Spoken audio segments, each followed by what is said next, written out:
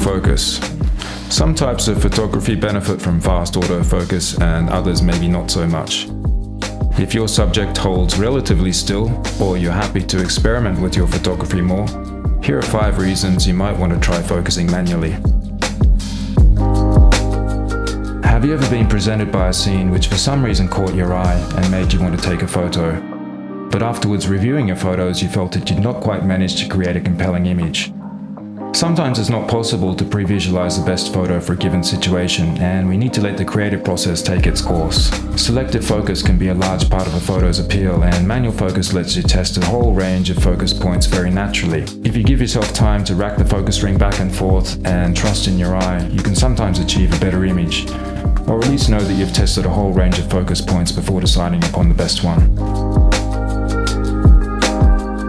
This may be surprising to some people given manufacturers' claims about autofocus accuracy.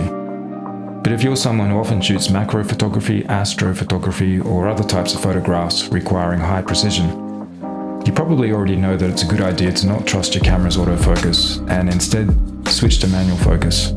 Even if you think you're focused where you want to be, your camera's autofocus is sometimes not as precise as you might hope, and switching to manual focus and using a magnified view can often provide better results.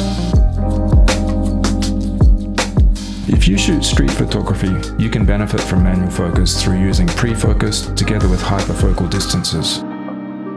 If you want to minimize the amount of time with the camera to your eye, and you can anticipate the approximate distance to the subject, you can preset the focus distance on the lens and use a smaller aperture. This achieves a greater depth of field and ensures that the subject is in focus when you take the shot. Lenses from before the widespread use of autofocus were designed to different standards, frequently featuring machined alloy lens barrels, aperture rings, engraved distance markings, and well-damped linear manual focus rings. This means more accurate and more enjoyable manual focus. They're usually cheaper too. And if you're using a Nikon DSLR, Nikon's famous manual focus lenses are fully compatible, providing proper metering and recording of the aperture setting too. Using manual focus lenses together with a DSLR or a film camera can make taking photos more enjoyable.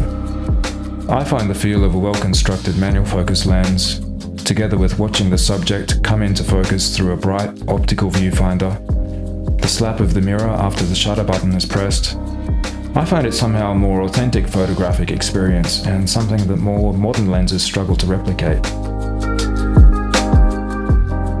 Ultimately, the impact your photo has on the viewer usually has less to do with achieving critical focus and more to do with your creativity as a photographer. If your subjects allow it and you're open to the challenge, manual focus can be enjoyable and might even lead to taking better photos.